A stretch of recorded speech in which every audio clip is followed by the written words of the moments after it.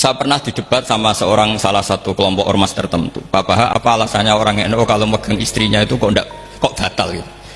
Wong istrinya digauli saja boleh, masa megang itu batal gitu. Terus saya jawab, kamu tahu definisi mahram? Nggak tahu. Ya. Mahram itu orang yang haram dinikah. Yang haram dinikah itu ya ibu, anak, bule, ponaan. Yang haram dinikah itu namanya mahram. Justru istri itu namanya ajnabiyah, orang lain. Makanya boleh dinikah. Jadi statusnya istri itu orang lain ajnabi, sehingga boleh dinikahi. Kalau mahram malah nggak boleh dinikahi. Mereka akhirnya sadar, oh ternyata selama ini keliru. Membahasakan istri mahram itu keliru. Ya terus akhirnya dia jadi Syafi'i dadaan tadi. Pernah juga ada seorang kiai yang kepikiran mau mengharamkan atau menganggap ada fidah kalau orang haji itu rokok. Rasanya kalau kata pakar-pakar kuetar itu cengkeh itu wangi. Kalau cengkeh wangi berarti kalau haji rokok itu artinya pakai apa? Wangi. Itu hampir saja deal. Karena ya memang cengkeh itu wangi. Kemudian diingatkan sama kiai yang lain. Anda berani fatwa kalau orang Jumatan sunat ngerokok karena pakai pewangi?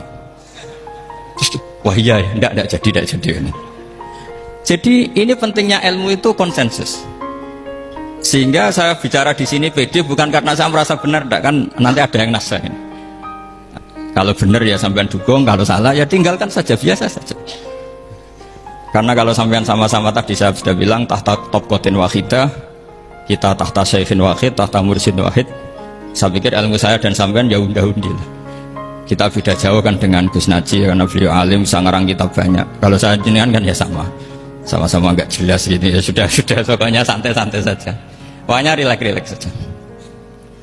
Yang jelas saya datang ke sini itu mau cerita kebanggaan saya sebagai orang pesantren, produk pesantren kalau kata Gus Barak tadi. Di kampus itu saya berkali-kali ketemu doktor, profesor, dan mereka umumnya itu orang-orang yang galau, yang gelisah. Dan lucunya itu mereka memposisikan saya sebagai penasihat.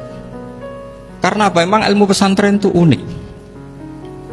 Ilmu yang bisa menjawab problem apa saja. Mereka misalnya tanya begini, Pak Bahak, saya ini orang kampung, yang bapak saya itu utun, kan? Utun itu lugu. Bisa menjadikan saya doktor, saya jadi dekan, saya jadi rektor. Tapi setelah di kota, dengan sekian ilmu yang saya pelajari dari Eropa, dari Amerika, sekedar anak saya tidak narkoba itu sudah susah, kok ranking nggak dengar anak saya ditangkap BNN itu sudah seneng saya. Artinya apa? Dia sadar ternyata kearifan lokal yang dididik para kiai menjadikan anak-anaknya jadi profesor, jadi dokter. Tapi dengan ilmu kedoktorannya orang menjadikan anaknya ranking itu susahnya bukan main, karena nggak ada kearifan.